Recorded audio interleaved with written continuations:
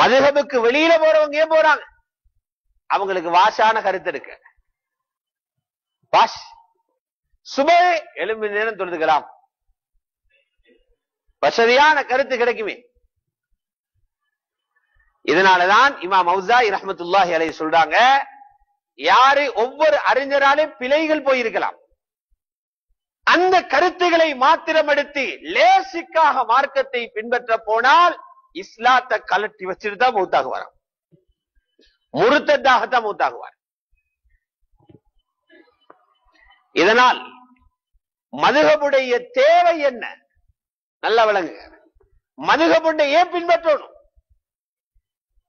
எங்களுக்கு ஏற்படக்கூடிய எல்லா பிரச்சனைகளுக்கும் உள்ள நேரடியான பதில்கள் குர்ஆனிலும் ஹதீஸிலும் நேரடியாக பார்க்க முடியாது. அதிலிருந்து தெரியும். இப்ப வர புதிய பிரச்சனை குர்ஆன் ஆயத்தில் இவ்விடத்தில் காட்டலாது. குர்ஆனில் சொல்லப்பட்டுள்ள தெளிவாக வெளிப்படையாக சொல்லப்பட்டுள்ள பதில்கள் கொஞ்சமானது, வரக்கூடிய பிரச்சனைகள் ஏராளமானது. வரக்கூடிய பிரச்சனைகளுக்குரிய தீர்வுகளை அல்லாஹ் அதற்குள்ளே மறைத்து வைத்திருக்கிறான்.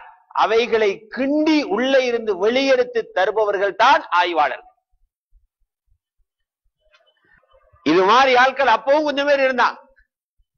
குர்ஆன் ஹதீஸ் டிரான்ஸ்லேட் மட்டும் எடுக்கிறார்கள். வினோதம், அப்பா வினோதம்.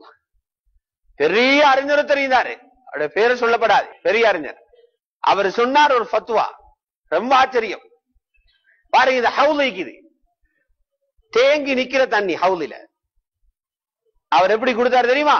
ஹவுலில் ஒருத்தர் நேர வைத்து ஷலம் கழிக்கிறார், சிறுநீர் கழிக்கிறார், நேரே ஹவுலில சிறுநீர் கழிக்கிறார்.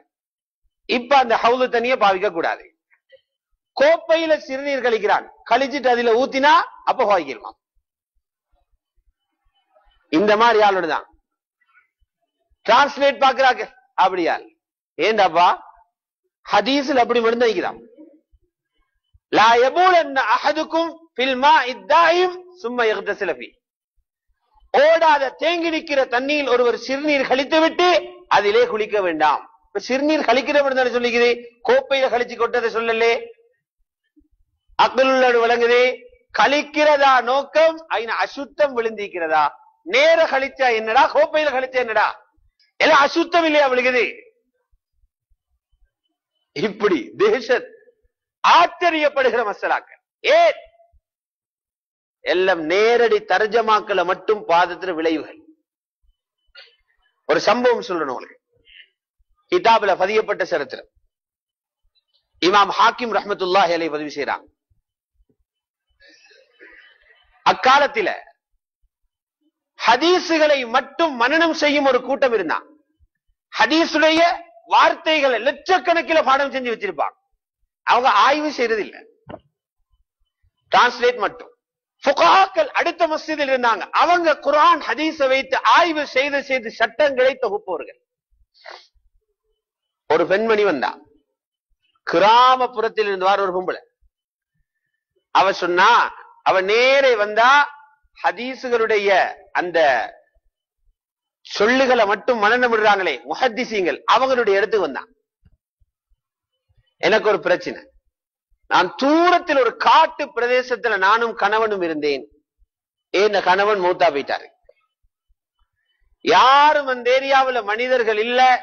இந்த கணவன் ஜனாசாவை குளிப்பட்டவும் ஆள் இல்ல. நான் தான் குளிப்பாட்டணும். நான் ஹைலுடன் மாத விளக்குடன் இருக்கிறேன். என்னால இந்த கணவனை குளிப்பாட்டலாமா?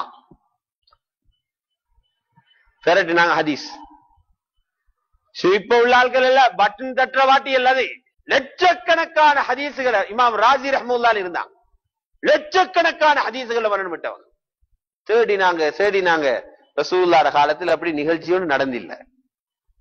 குர்ஆனிலேயும் குளிப்பாட்டலாமா இல்லையான்னு ஒரு தெளிவும் இல்ல. வெளிப்படையாக தேடி தேடி பார்த்தார்கள். இல்ல, ரகசியமா கூப்பிட்டு சொன்னாங்க, நீ அடுத்த மஸ்ஜிதில் ஈக்கிறாங்க ஆட்கள், ஃபுகஹாக்கள், மதுஹபால்கள், அவங்கள்ட்ட போயிட்டு கேட்டுட்டு என்ன சொன்னு வந்து சொல்லிடு.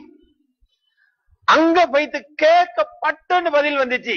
அங்க சொல்லிட்டாங்க, குளிப்பாட்டலாம். போ, அந்த பொம்பளை வந்துச்சு, குளிப்பாட்டலாமே. இவங்களுக்கு மேல்கள் நடுங்குது.